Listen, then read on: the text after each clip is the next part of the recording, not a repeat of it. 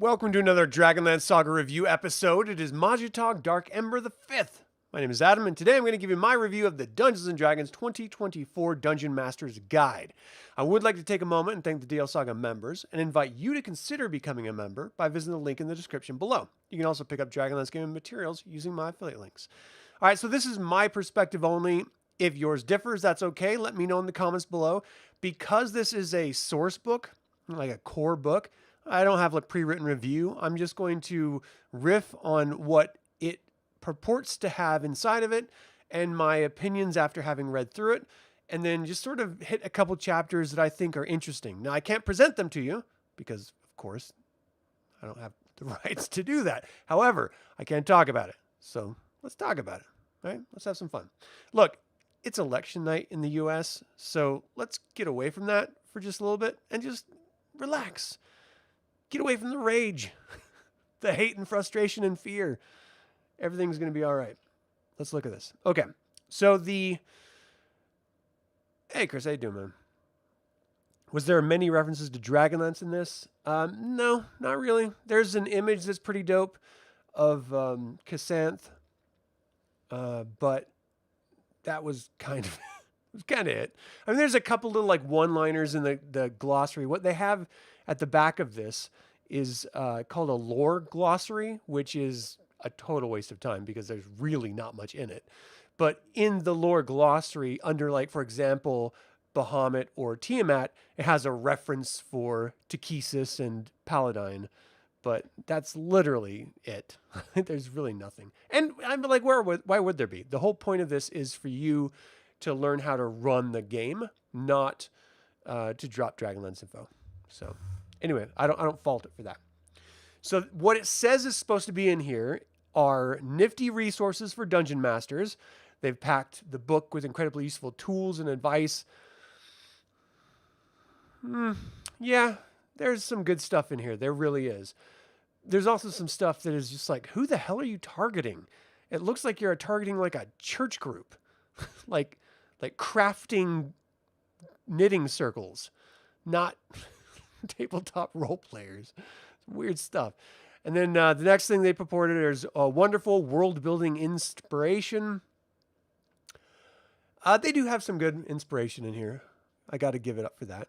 Stunning artwork. It's quality artwork, but the vast majority of this artwork echoes the artwork that was in the player's handbook, which is just not my kind of fantasy artwork. It's all cutesy and I don't know. I imagine little girls with like unicorn posters on the wall, flipping through this and loving it. But if you're a grown-ass human, like, I don't know, man. Hey, Julie, how you doing? Thanks for tuning in. All right, so then there's Level Up Your Dungeon Master Experience, where they give you a bunch of handouts and resources. These handouts are complete garbage. I know there's some people that are just like, oh, I love the little cutesy icons. But again, if you're not a little girl putting stickers on your Trapper Keeper, for those of you who know what that is, it's ridiculous. Like no grown-up would ever use this. I understand most people who play TTRPGs aren't really grown-up, myself included. We sort of latch on to eras of our life that we just had fun in. And so we keep going back to that well of nostalgia to try to recapture those youthful feelings. I think that's the entire industry of TTRPGs personally. But yeah, no, there's just, I don't know, man. It's just not for me. You can't compare it to the old school artwork. The old school Norse god on a horse artwork with dire wolves around it was a great example. Yeah, that was Odin and his two wolves. So it's part of the 2024 collection, which, duh. Yeah, of course it is. That's the whole point. Okay, so let's get into what this is actually showing. Oh, so this is going to be released officially November 12th, 2024 by Wizards of the Coast. It's the second of 3 of the revised D&D 5th edition core rules. And there is a section in it which deals directly with players exploiting rules and how to address it as a dungeon master, which I think is very important, especially in 2nd, 3rd, and 5th editions of Dungeons and Dragons. You have entire YouTube channels solely based on creating the perfect, most DPS per second build for your role-playing games. And if that's how you want to play, hats off to you. But that's not on my table, and I don't take kindly to that style of play. It's called role-playing for a reason, not strategy playing or strategy games. So I've never understood that sensibility at all. Okay, so one thing that really stood out to me reading this that just threw me for a loop was that right in the description of the gods and stuff, it says clerics do not need to be the specific alignment of the god in order to serve the god. Like, what? Why would a god give clerics power if the cleric does not literally align with their tenets, their ethos? That makes no sense at all. And it's just another way of WotC trying their best to get rid of alignment. But it's just baffling. Like, I just can't imagine. Of course, I'm not a god, so how could I? But let's pretend for 1 second that I was a god. If someone was praying to me really hard, but they were like monstrously evil, I'm still not going to give them any powers. Like, why would I? You don't follow my I don't know, man. It's just strange. Hey, John, how you doing? Alva Witch, what's up? You'd think the deity would know the heart and mind of the adherent. Yeah, and that's exactly it. But it's just another way of the producers of the game to say, play however you want. It doesn't matter. There are no actual rules. You just do whatever the hell you want to do. And that's seems to be the entire character creation process nowadays. And now it's clearly rolling into clerics and their gods, which is weird. Okay. It does give you also, which I found pretty interesting, was mob rules for attacking. So if you have a whole bunch of monsters of the same type attacking, there's ways of divining averages for the, like, official rules for divining averages of whether how many hit and how much damage they give and stuff like that. And that's really, really handy for DMs if you're dealing with large-scale combats, or even, 10 different hobgoblins attacking one player. It's a really great way of averaging out, hit and miss and stuff like that. They've already been doing it for damage, so why not do it on a large scale for damage? And I thought that was a really great addition, to be fair. And then, let's see. Let's just go through this a little bit. I'm not going to go through everything. I have to say this. This is a better Dungeon Master's Guide than the 5th edition core rulebook version of Dungeon Master Guide. You start right out the gate in chapter 1 with the basics. What do you need to be a DM? Here's some examples of play. How do you run a session? How do you prepare for the session? This is geared specifically to DMs who have never DM'd before, period. If you have been DMing for decades, you will probably not find anything useful in this as far as like tips and hints and stuff like that. The information that it provides, D&D centric, you already know because you've been doing it for a decade or two or more. So that's not new either. The really only purpose to buy this for established DMs is for the treasure and the bastions if you want to run bastions. Like the magic items and bastions. That's really it. Everything else is just kind of, well, totally worthless if you're an established DM. If you're not, if you are fairly new or brand new, then this is very valuable because it does give you a lot of really great information. And one thing that I picked up on, and I'll just talk about it right now because it's in the forefront of my head, it has a section about creating adventures and creating campaigns. And as someone who's developing their own campaign setting right now, it actually gives you some really good advice. So if you are a DM and you're creating your own campaign setting, not just doing like a default Prime Material or Greyhawk or Forgotten Realms or whatever, this could actually really help you in a couple of different really interesting ways. It doesn't go through the whole process of, start to finish, but it gives you great tips and tricks to sort of get you on that jumping point of creation. And I found it interesting. But I'm not every woman, so what do you want? All right, chapter 2 is running the game. This is probably the most important part of this entire thing for all DMs because it actually helps you understand, it helps understand, but also builds on top of the rules that are in the player's handbook of how to play the game. So this is very much running the game with all of the rules in mind. How do you determine different things like running social interactions or exploration and combat, how to deal with time. I just did a video about Advanced Dungeons & Dragons on time and distance and movement. And this addresses it as well. And it's funny because it's like everything old is new again. Everyone's freaking out about the bastions. Oh, it's such a wonderful new thing. It's not a new thing.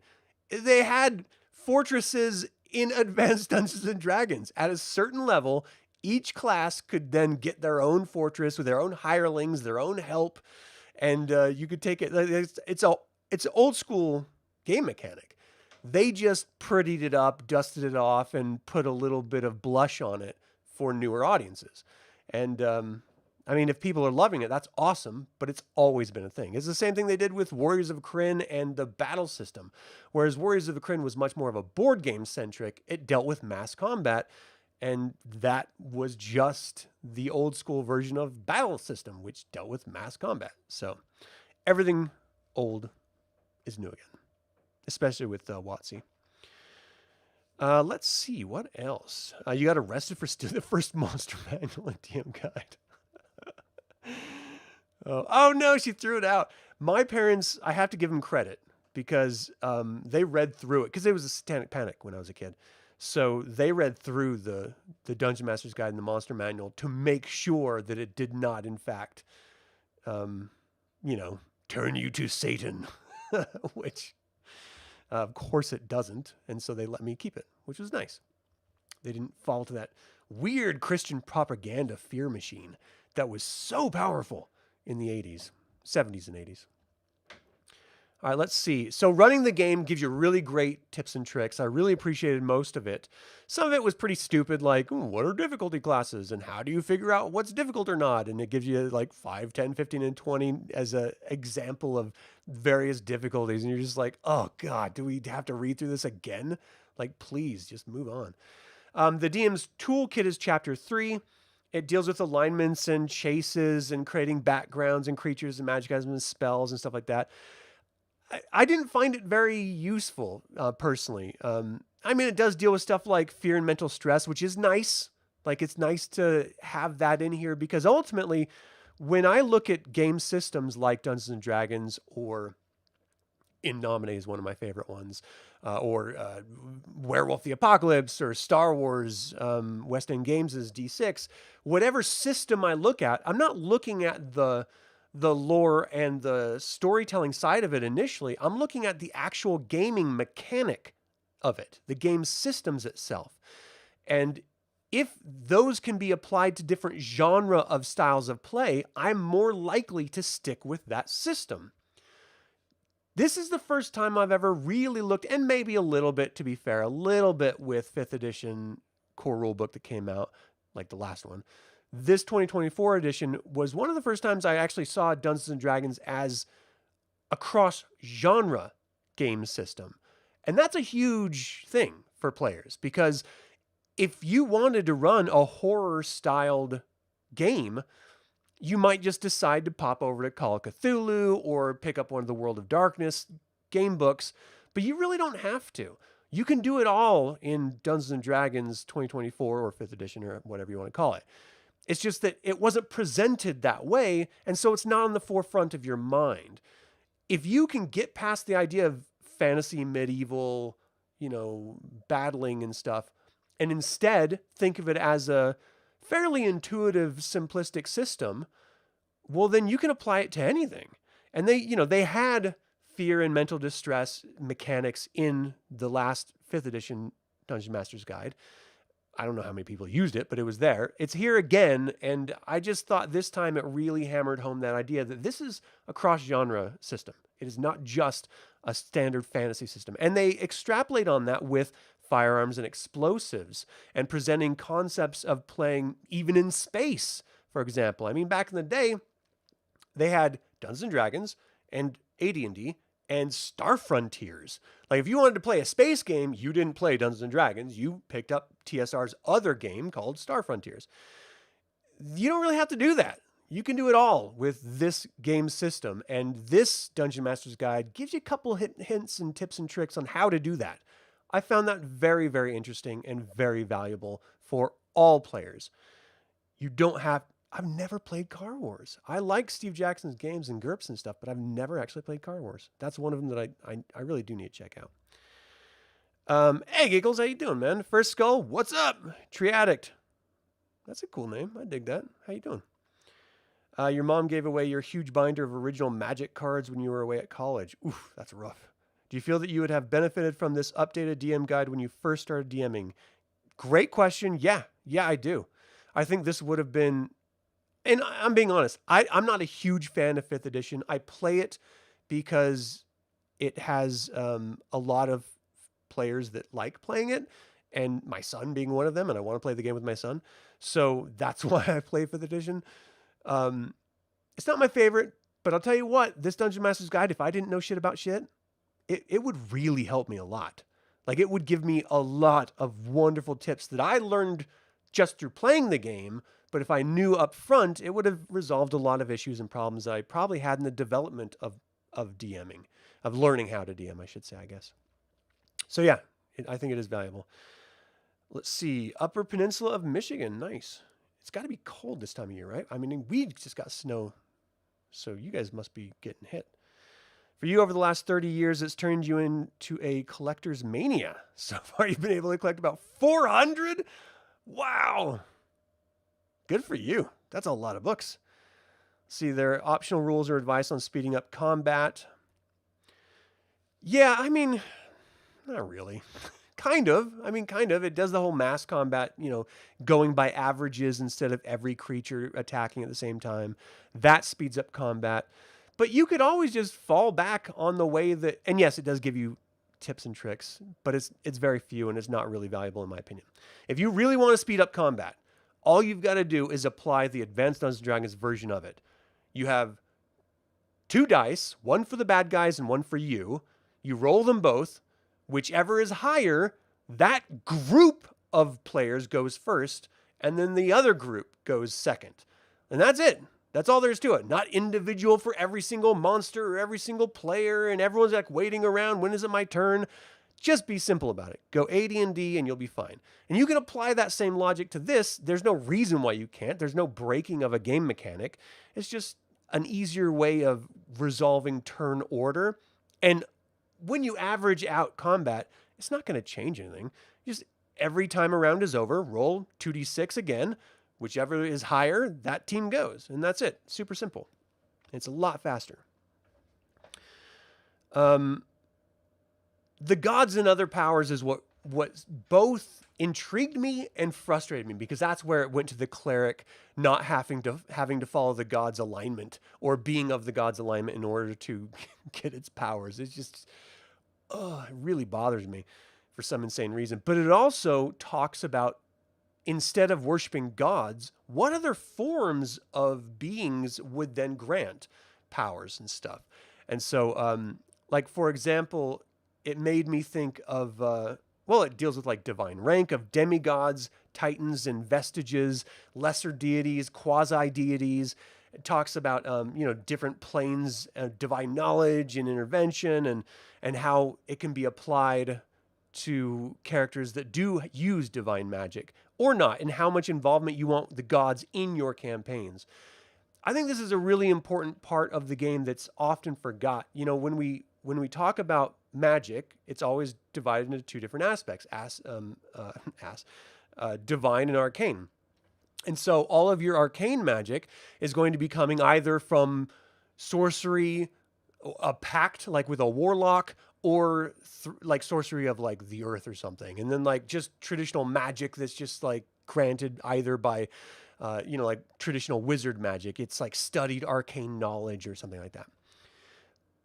But the priest stuff and the druid stuff, they worship things. and they get their magic directly from those things they worship. It's not like a sorcerer. It's not like a warlock. It's kind of like a warlock, actually, now that I think about it. But that, that's where they get their power. So what are these things that they're getting their power from? And where did they come from? And do they always have to be what you expect them to be?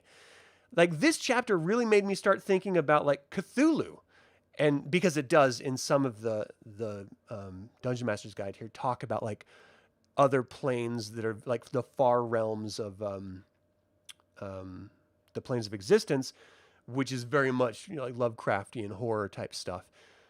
Like, what if you believe you're worshiping a god and in fact it's not who you think it is? In that case, the cleric not aligning with the justification or the ethos of the god that they're getting their powers from makes perfect sense. They think they're worshiping that right person, but in fact, maybe that god has been deposed or destroyed and some other entity has taken their position or taken over, pretending to be them just to get like a sort of a foothold in the universe, as it were.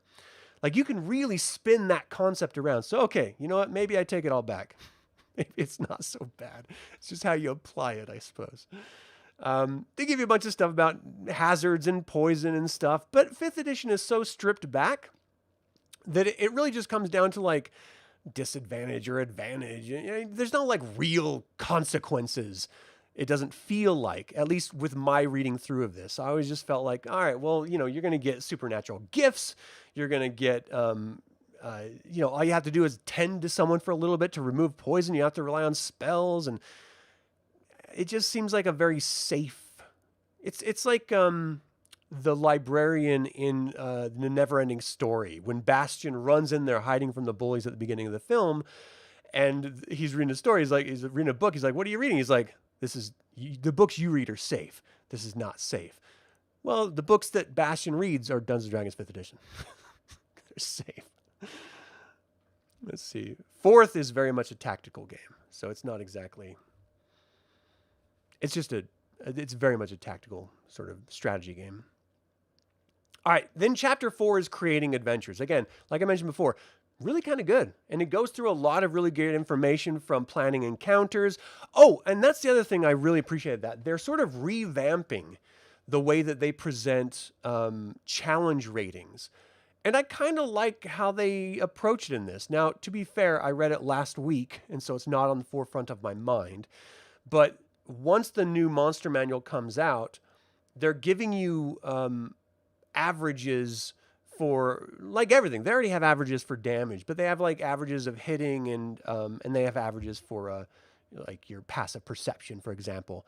But they're going to have new averages for everything. And I really appreciate averages as a dungeon master when you're just trying to get something on the fly and you don't want to have to like roll dice for hit points and, figure everything out. Just having those averages of information really, really helps you. But supposedly it's supposed to even out your ability to build combat encounters as well and makes it a lot easier. I actually really appreciated seeing it. Let me see if I can give you some examples here while I'm looking at it. So basically it gives you an XP budget per character that's in the party that you're running them through. And depending on their level, it gives you a number of XP, and that is supposed to align with the new monster manual and their XP amounts so that you can easily say, okay, well, maybe for a party of 5 people who has and they have low, moderate, and high levels of difficulty budgets to spend, depending on how much you want to challenge your players. I personally like to challenge players a lot. It ends up always biting me in the ass because I lose players, but that's just the kind of DM I am. But basically, you have like 375 XP, for example, for your group, and maybe you want to use that with 4, I'm making it up, goblins, or you want to do it with 1, like, I don't know, Zorn or something. I mean, that's like wildly out of, just out the top of my head. So like 1 creature, 5 creatures, and you can easily sort of build out encounters that way. I think the downside to this is that you're forced to think of encounters as combat at all times when you're doing XP buy to create the encounters, to create, your challenge ratings for the party. And I think that's, it's a shortcut to thinking and it's a shortcut to playing Because ultimately, if everything is a combat encounter, you're not actually role playing at all. You're just going through hack and slash, like Gods of War or something. And there's nothing wrong with that. But you should be able to talk your way out of combat. You should be able to defeat monsters or other entities without murdering them. Like there are ways to win in an encounter without like slaughtering everything.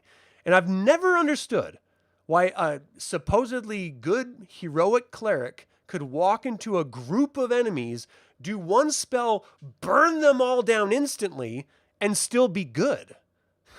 You are like actively murdering dozens of beings just because you perceive them as being bad or because they're attacking you, when in most cases, you're invading their turf. So they're defending against you. They're not attacking you. So it's just a framing issue I have when it comes to players and encounters.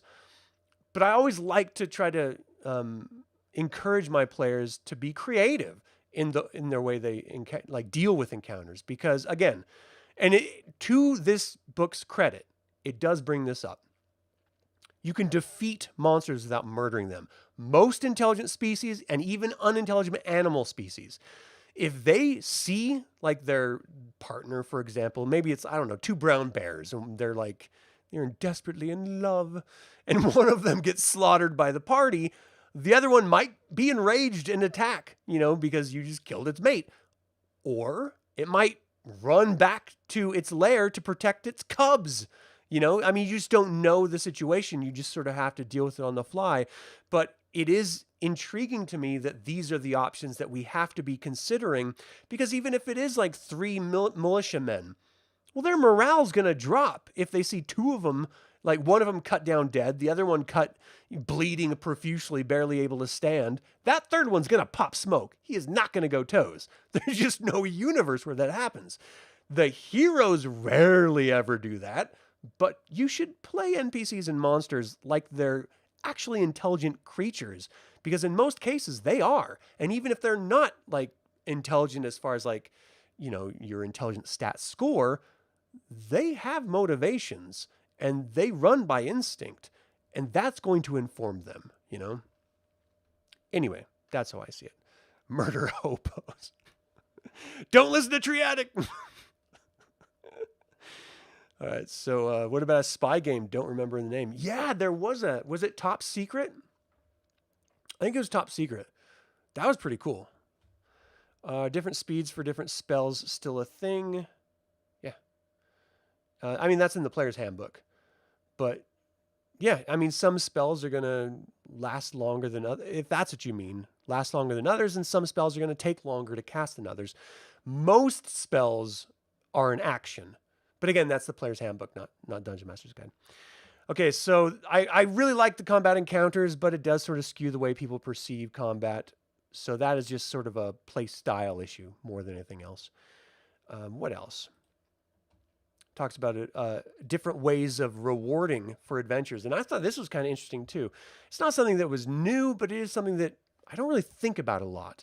And so rather than doing like straight up rewarding people with treasure or gold or something, like items or gold, maybe you just earn rank with that faction of people that hired you to do the job. Maybe they reward you with favor, like a favor. There are different ways to incentivize players to go on missions rather than just railroading them. And if players are really thinking in terms of their characters, then there's an infinite amount of ways that you can leverage them. You don't even have to get into threatening, but you could leverage that. Like, oh, well, there's a loved one that I've got control over. You need to go take care of this issue for me, and I will release them to you. Or, maybe it's just like, look, if you help us out, then I will be more inclined to help you out and get you that audience with the Duke, for example. There's just ways that you can leverage people without forcing them, like, oh, you'll get a magic item if you go on this, or you'll get 1,700 gold or whatever it is. So just different ways of doing it, which is kind of fun. It gives you a bunch of adventure examples. I don't know. They're okay, I guess.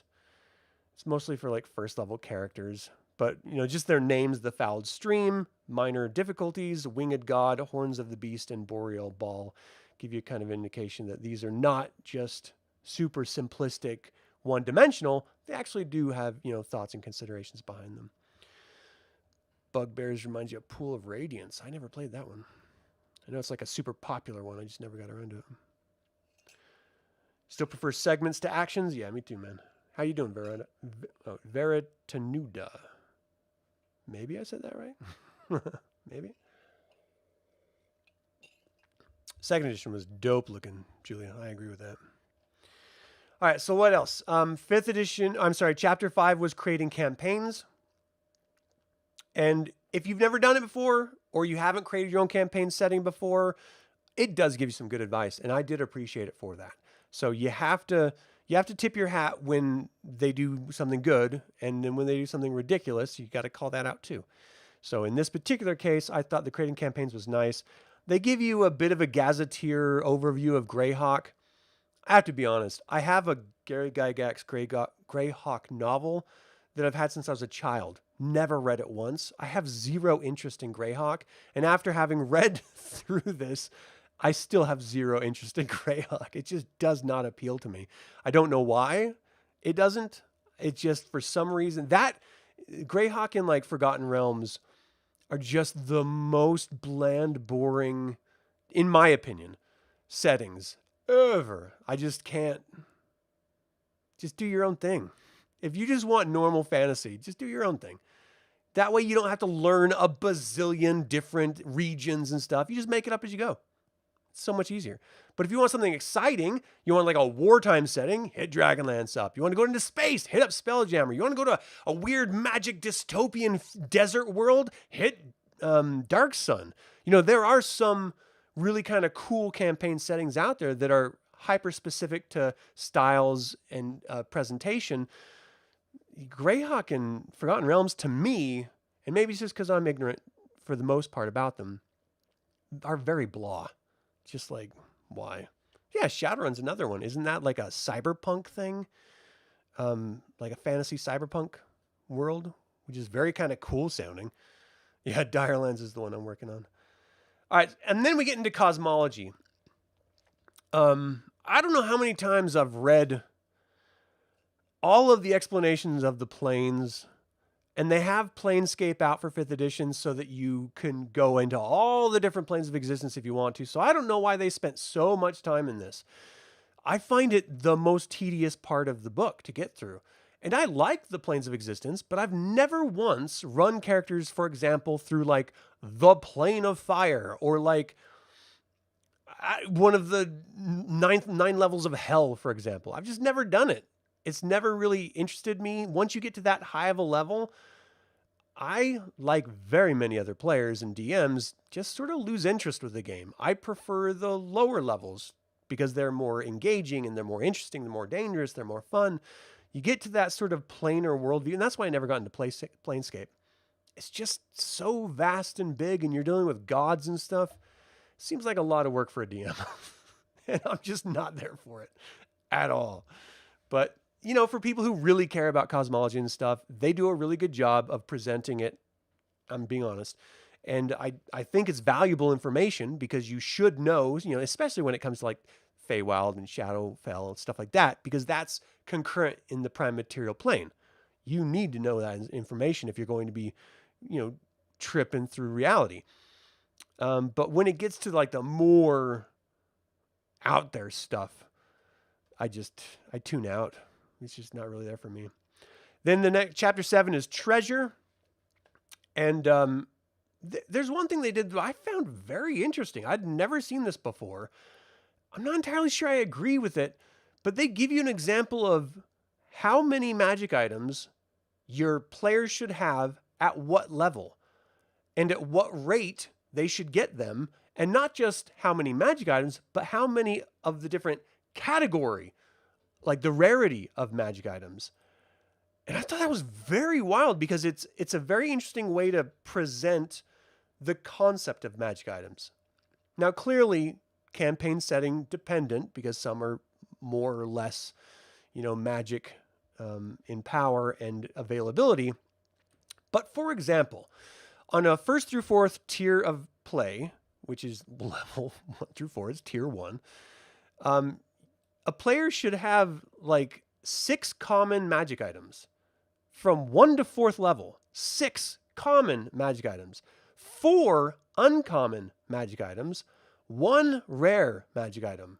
So you should have like 11 magic items between 1st and 4th level. And that has never happened in any game or any module I've ever run in my life. They've never given you 11 magic items for a character by 4th level. That seems obscene. Like, what kind of crazy power are you giving these players? And let's just say, like, from 5th to 10th, should be 34 magic items. Where are you carrying these magic items?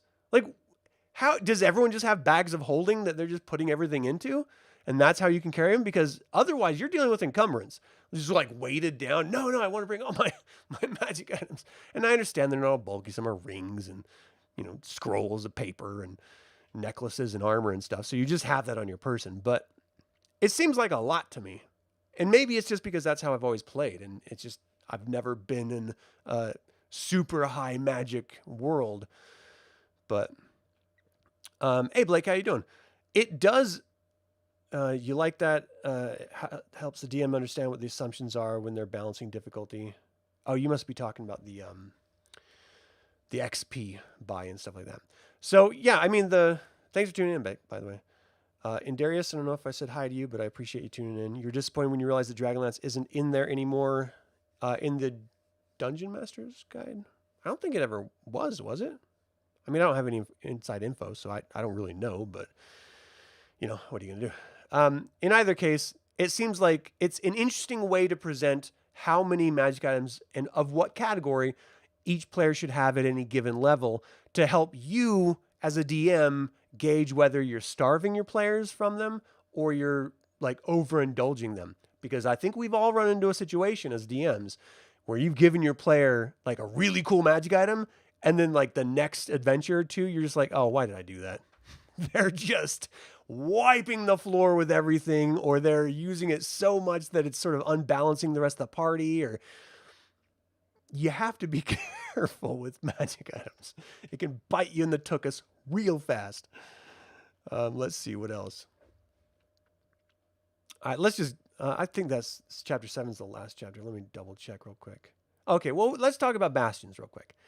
So again, having your own fortress, that was way back in AD&D. So it's not a new thing, but they do give you some interesting ways of approaching bastions. And when I say interesting, I mean, I want to do it. I'm going to do it in the 5th edition campaign that I'm going to be running after DL2 Dragons of Flame. I'm going to give the players the option of having bastions in that Tyranny of Dragons campaign. I think it's a very interesting way to have like an in-game game, I don't think I don't know. It might get annoying. It might actually like pull your attention away from the actual adventure, but I like the idea of it. I like the concept of you have this fortress that you continue to build on through your adventuring. Now you have to pay. You got to keep upkeep with your money and pay. So you have to continue adventuring. That was the whole thing in AD&D where you always like lived in a town. And then from that town, you went to dungeons that were nearby so that you could come back to the town, rest up, put your money in the bank or buy your own fortress. And then now, once you have your own thing, you have to adventure in order to keep it.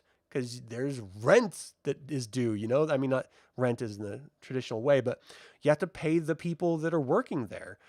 And then you have to pay for upkeep. And then what if armies come when you're away and they kill some of your people or they destroy some of your property? Then you have to rebuild. And so it sort of creates an urgency of adventuring, which is another helpful DM tool to leverage to get players to go on adventures, instead of like sitting there crafting all day. You can be like, no, you've got henchmen. You assign the crafting to them. Let's hit this dungeon. It could work. It could be fun. In either case, I'm excited to see how it turns out and what the players end up creating with it, because it gives you examples of like different types of facilities and how you can incorporate those, and it gives you like size restrictions by level, and then of course the upkeep costs and stuff like that. So it's kind of interesting. And there's like teleportation circles that you can eventually get, which is wildly helpful. It also brings back that whole concept of, look, if you're, let's just say you're in Dragonlance because it's awesome. If you're in Solamnia and your bastion is in Solamnia, but you have to travel to the ice wall, well, I got a teleportation circle, sucker. I'm not going to spend 2 months traveling there. I could just pop in my ring and pop right out at the ice wall. It just helps, you know. Wizards have been doing it for all of time, so why not let the fighters have a chance? It's helpful. Anyway, I thought it was kind of cool. Bastions are pretty cool. The Appendices. The lore glossary is wholly worthless in my opinion.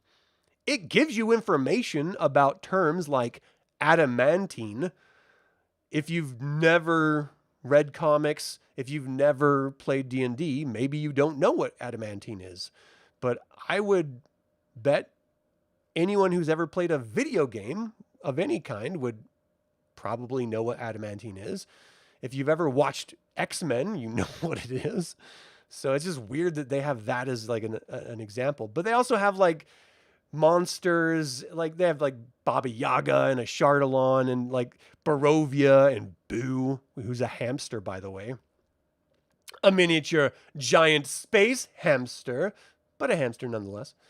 I'm not going to do it. I'm not going to make the Richard Gere joke. You can make it in your own head. I'm not going to do it. I refuse. Stuff like Elminster, who's the Elminster. But if you're never playing in Forgotten Realms and you're just doing like a prime material world, then none of this is relevant at all. Like, does it really matter who Leomund is if you're the spellcaster casting Leomund's tiny hut? Doesn't matter to me at all. It's just a spell that someone else created. You don't need to know their history.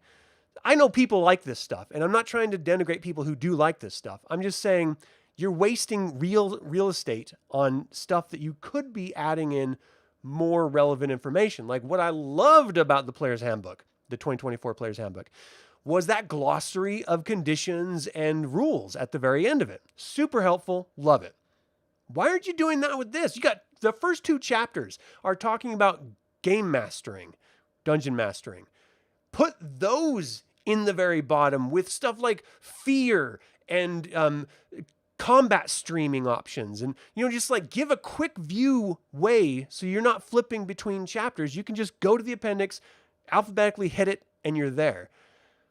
I don't know. It's a lost opportunity in my opinion. And the worst part is it's not even that big of a lore glossary. So if you're really going to do a lore glossary, dive in, man. Like get in there, knee deep, It has like the Heroes of the Realm, which is from the TV show back in the 80s, the Heroes of the Lance, but it just gives like names. It doesn't really give you any information about them.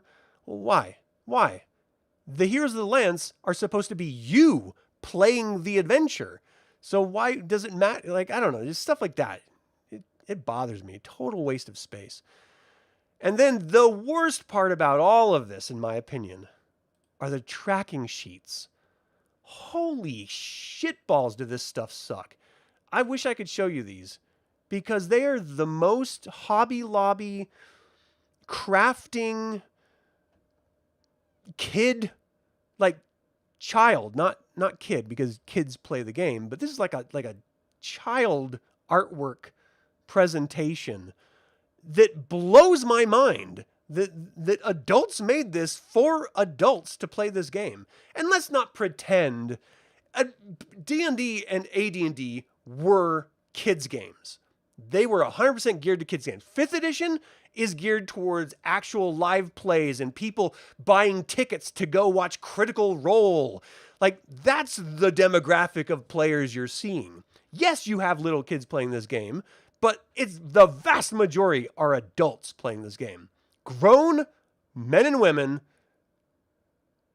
or they, thems, I don't, whatever, like grown humans that maybe 1% of them like cutesy little bubbly sticker-looking creatures all over their stuff. But I just can't see it. I just cannot see a folder full of this stuff. It's ridiculous. I don't know. Maybe it's just me. It's probably me. It's me. All right. One thing, the last thing I want to talk about this is Appendix B, maps. They give some examples of maps, which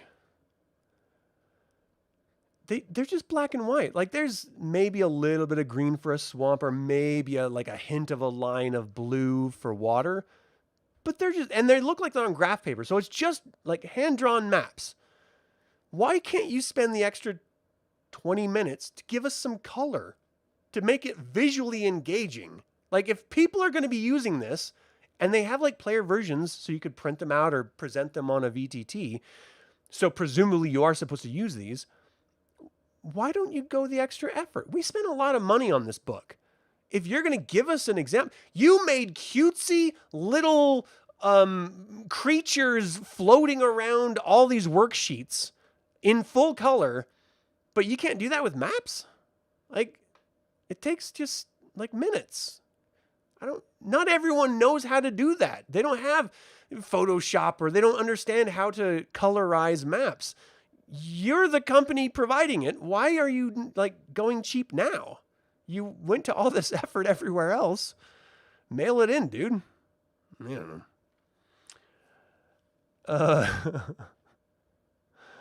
know. You're an Auslander? An Outlander? All right. I was stationed in Germany for 3 years, and I loved it. I only mentioned that because there's German in the live chat if you're not watching it. All right, so yeah, the maps are wholly useless to me. You can find better full-colored maps online just searching in any search engine, and they're going to look way better than what is presented here. So maybe these are tied to the adventures that it presents for first-level characters, but I would never run one of those, and I would never use one of these maps. So it's another wasted opportunity, in my opinion. So there's, as a summary of the 2024 Dungeon Master's Guide, there's some really good stuff in here, and there's some completely worthless stuff in here. But that's every book, right? I mean, there's going to be stuff that you resonate with individually, and there's going to be stuff that you just don't, and you just don't care about. That's life. That's how this works. I would recommend, if you're going to play 2024 D&D, buy this book. If you're a brand new DM or you've never DM'd before and you want to sort of get a foot in the door, this will help you. This will help you a lot. If you're an established DM, it's probably not going to help you at all, but it does give you the magic items, which is important, and it gives you the bastions, which could be fun. Could also be annoying. I don't know until I try it. So that's my rundown of the D&D 2024 Dungeon Master's Guide. What did you all think of this? Is this something that you are looking forward to using? And, let me know in the comments below. I would like to take a moment and remind you to subscribe to this YouTube channel, ring the bell to get notified about upcoming videos, and click the like button. This all goes to help other Dragonlance and Dungeons & Dragons fans find about this channel and, well, all its content. There's a lot of content on here, people. Even recipes, if you haven't seen those yet. This channel is all about celebrating the wonderful world of the DragonLance Saga. I hope you'll join me in that celebration. Thank you for watching. This has been Adam with DragonLance Saga. Until next time, Slanjavar.